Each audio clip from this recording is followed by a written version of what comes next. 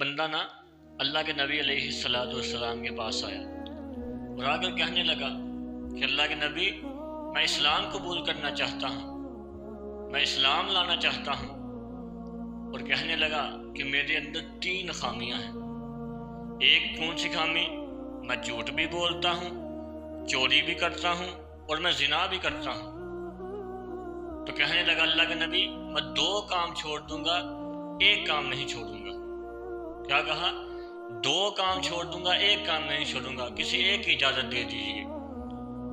اللہ کے نبی نے کہا کہ تم چوری بھی کر لو، تم زنا بھی کر لو، لیکن جھوٹ نہیں بولنا۔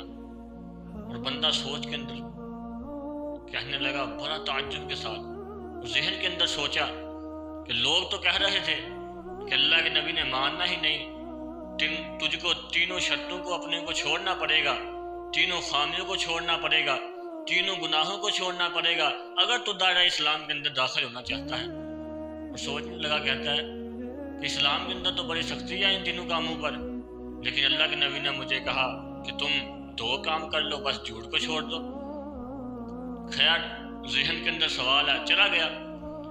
جب چوری کرنے کے لیے سامان کے قریب چلا گیا، سامان سامنے موجود ہے، اٹھانے لگا ہے، ذہن کے اندر خیال آیا کہ اگر اللہ کے نبی کے پاس گیا تو اللہ کے نبی نے پوچھا، ہاں بھائی چوری کی ہے؟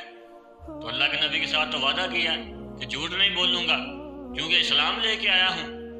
تو وہاں پہ اگر میں نے کہہ دیا جی اللہ کے نبی چوری کی ہے تو اسلام کے اندر جو سزا ہے چوری کرنے والے کا ہاتھ کاٹ لیا جائے گا، تو میرا تو ہاتھ کاٹا جانا ہے، جھوٹ نہیں بولنا۔